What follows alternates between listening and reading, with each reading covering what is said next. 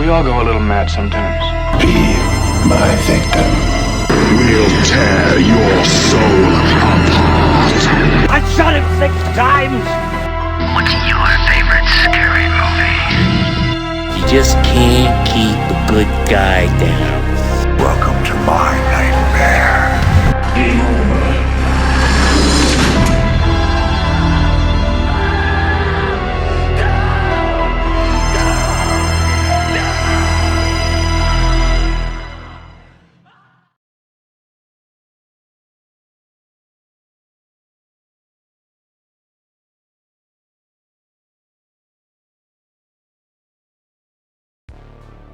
Hello everybody and welcome back to Slash Flicks Presents The Body Count. I am once again your Professor of Gore, and today we continue our lesson on Angela Baker and her body count. Now, for those of you that need a refresher, as of last time, as of the end of Sleepaway Camp, Angela Baker is up to 11 victims, 2 females, 9 males.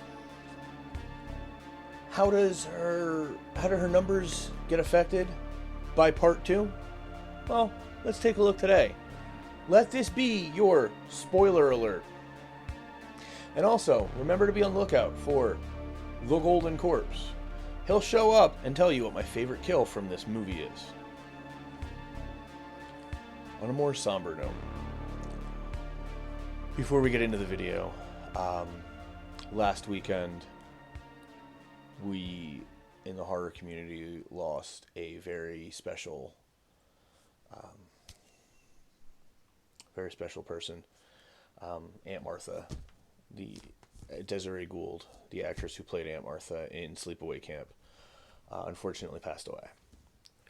This video is dedicated in loving memory to Desiree Gould. Sleepaway Camp's sequel, Unhappy Campers, sees Felissa Rose replaced in the role of Angela by Pamela Springsteen, the younger sister to the boss himself, Bruce. Released in 1988, but without Robert Hiltzik in the director's chair, Sleepaway Camp 2 abandons its predecessor's darker and oftentimes unintentional humor, I believe there's a whole bag, opting instead to go the straight horror comedy route. Gone are the nuances of the Ricky Red herring. I'll kick your freaking asses over this goddamn camp, you fucks! The out-of-nowhere, very unique plot twist. She's a boy. Felissa Rose's quiet and demure Angela. Instead, we're given a bubbly, talkative, and often self-aware Angela. Good night, campers. Focusing more on comedy and sex, Sleepaway Camp 2 Unhappy Campers takes the franchise from a unique art house picture to more of your typical 80s slasher movie. There's lots of good kids. We just have to weed out the bad. Another unique aspect of this film is that the characters are named after 80s Brat Pack stars, such as Charlie and Emilio. Golf clap? Golf clap. Filmed concurrently with Part 3, Sleepaway Camp 2 attempts to bridge the horror divide between slasher and parody. Does it succeed? Let's find out.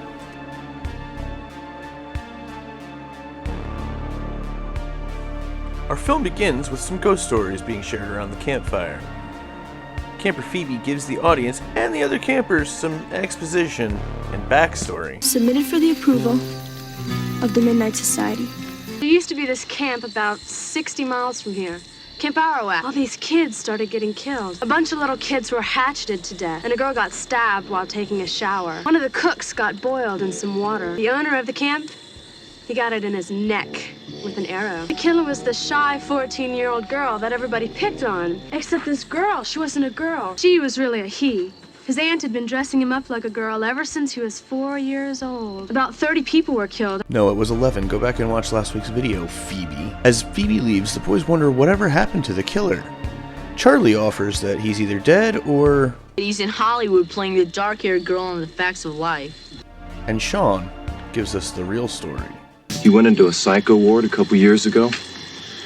And while he was there, the doctors gave him a sex change, and our parents' taxes paid for it. Overzealous Angela, of course, has some choice words for Phoebe. Slut.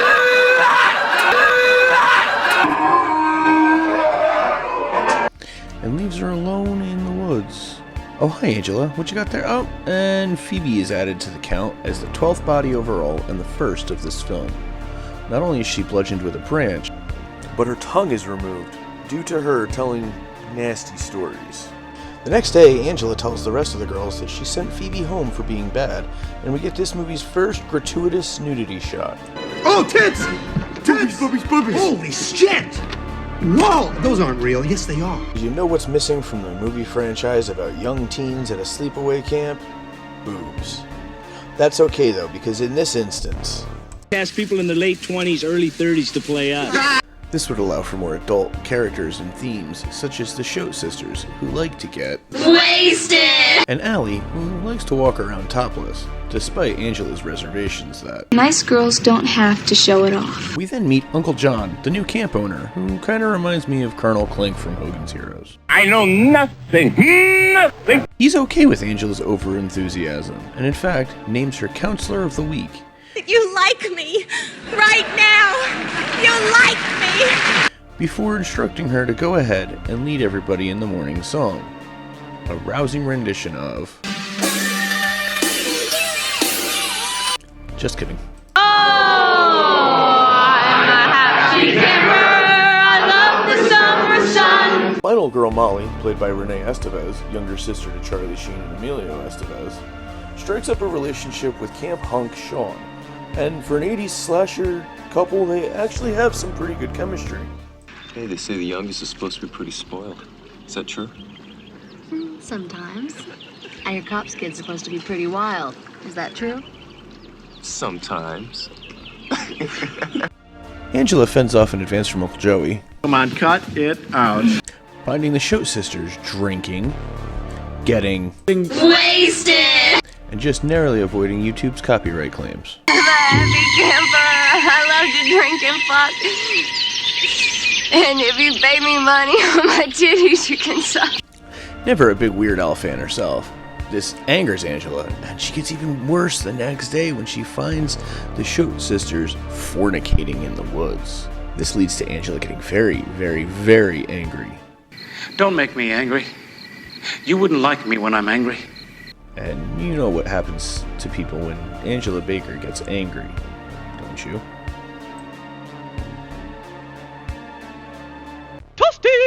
In our second and third kill of the movies, Angela engages in a very popular saying from a very popular First Lady. Say no. Say no to drugs. Before dropping her match and immolating the second Shoat Sister.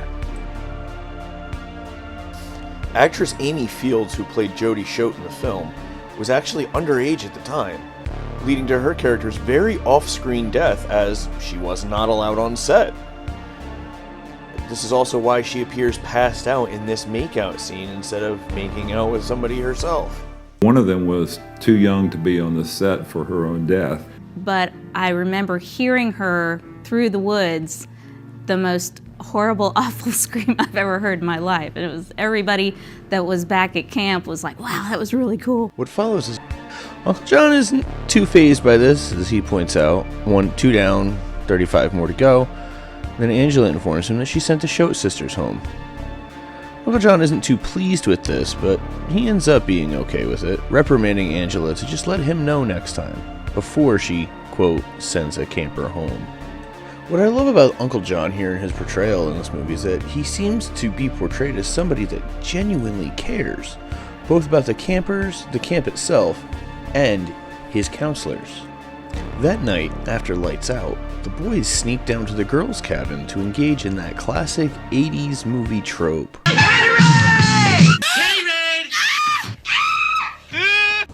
Was this something that actually happened in summer camps in the 80s? And college campuses in the 80s? You see this a lot. The fun is broken up by Angela, who sends all the boys packing.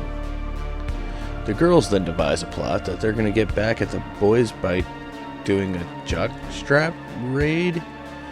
TC doesn't care, he just wants to be woken up when it's over. While trying to tease the boys, Mare inadvertently flashes Angela, who once again stops the fun and the partying, and decides to take Mare home. We get this funny little exchange here between the two. I'm giving you one last chance, Mare. Just say you're sorry. Never. I would rather die first, Angela. What are you looking for? A gun? No? A drill. And just like that, Mare becomes Angela Baker's 15th overall kill and the 4th of this movie. Drilled off screen, her face is removed later on. The next day, Angela is quietly contemplative at her cabin when she's approached by Molly, and the two have an actual heart-to-heart conversation. Because Molly is a good girl, Angela feels connected to her, and they have a special relationship. Anthony and Judd then announce their plans to play a prank on Angela very loudly, within earshot of Angela. Now, if this doesn't scare Angela, nothing will. How's your glove coming? Almost finished. Well, it's gonna be great. Angela will dookie in her pants. What's that smell? Dookie.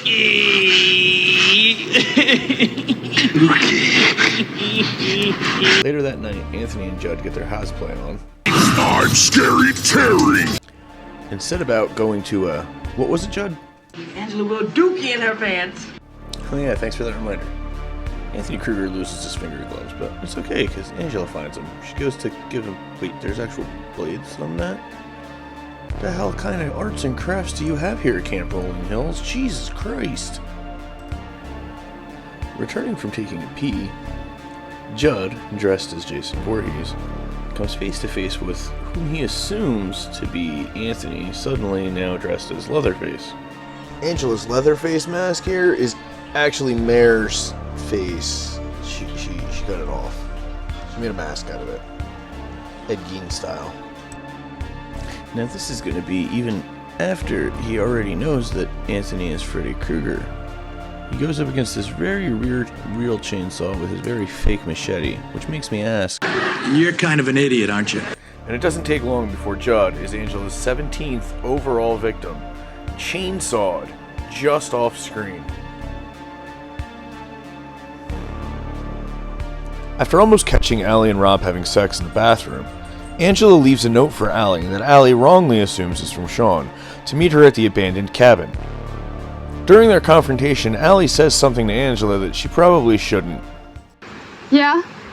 Well, you're more fucked up than I thought. Angela proves just how fucked up she truly is by stabbing Allie twice in the back, shoving her into the abandoned outhouse, and dunking her all the way into the toilet hole with a stick.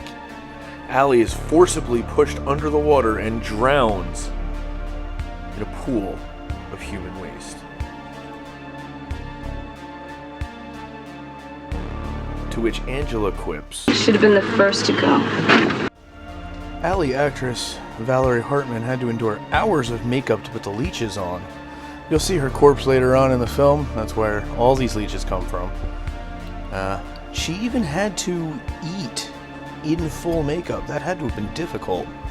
In reference to all the girls that supposedly were sent home, Demi confesses to Angela that she actually called their parents to get a feel of where they were and how they were doing. There's actually a funny bit where Angela here goes through a whole bunch of different possible weapons before deciding on a guitar string and strangling Demi to death.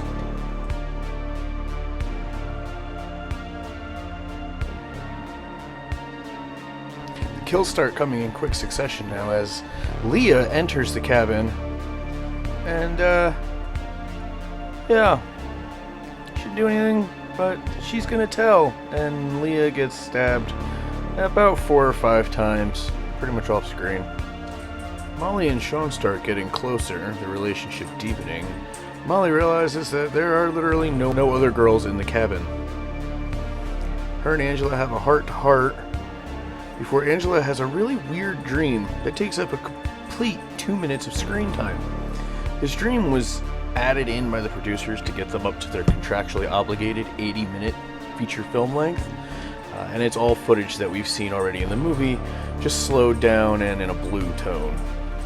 After finding out Angela sent all of his campers home. You're fired.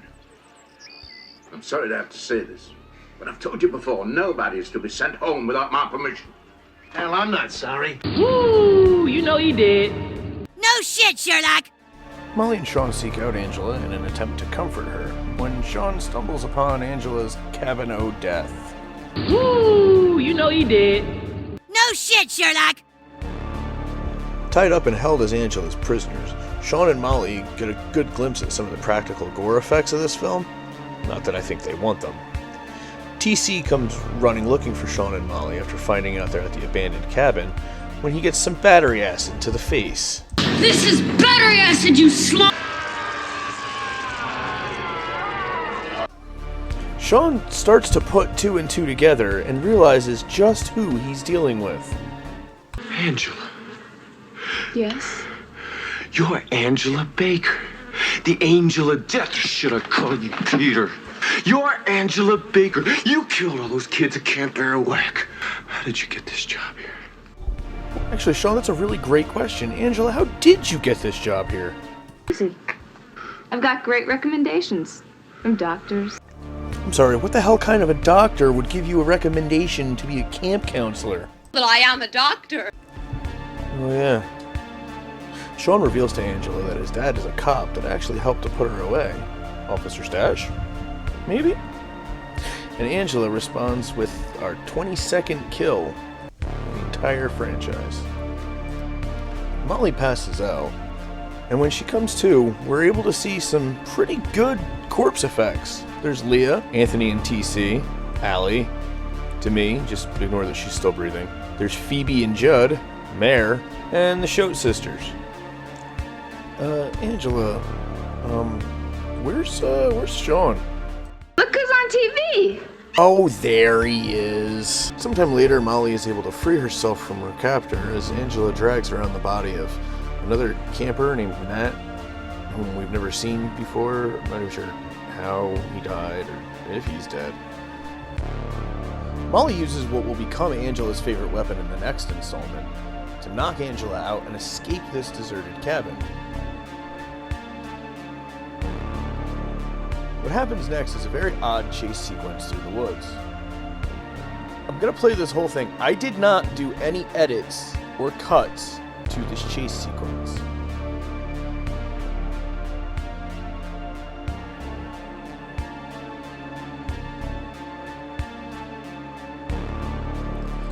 How does she teleport in front of her?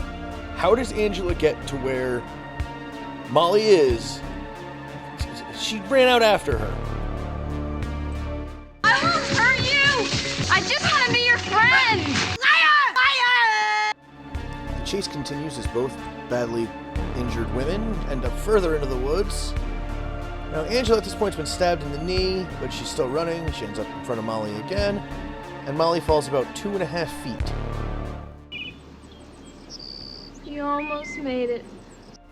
Well, yeah, no duh, she fell 2.5 feet. Now we have rapid fire. Here comes Diane, and Charlie and Emilio, their throats slit and their eyes gouged out, nailed to the side of the cabin. Diane runs inside looking for help. Angela's hiding behind the door, but there's Uncle John, hand cut off and his throat slit, and there's Rob Durenko in the corner hanged. Both off screen. Angela stabs Diane in the stomach for our 28th kill of the franchise. Here's where Angela gets meta. Good night, campers. Molly regains consciousness later that night, you can tell because it's blue lighting now, and goes to escape the woods. Meanwhile, Angela's been picked up by this truck driver with a very dirty mouth. Boss got a boss. I mean, the way I see it, I'm just too dumb to drink, and I'm too fat to fuck. Angela doesn't take too kindly to that, and viciously stabs the truck driver. Molly escapes the woods and is managing to flag down a truck that, once again, much like in our first one, this movie was probably also not meant to be seen in HD, because like Molly, we're not supposed to know that's Angela behind the wheel. Now, I'm gonna go ahead and count Molly on the count, because this is the last we see of her and the film fades to black. So, how many kills did Angela rack up in this one? Let's head over to the counts and find out. This time around, Angela Baker made unhappy campers of 19 victims. Added to our 11 from the previous film, that gives her a franchise total thus far of 30. Not too shabby. In this film alone, Angela added 10 more female victims, and 9 more male victims. Next time, we're going to be looking at Sleepaway Camp Part 3, Teenage Wasteland. Seriously, these movies only get worse as they go along. I'm the professor, and class, well, class is dismissed.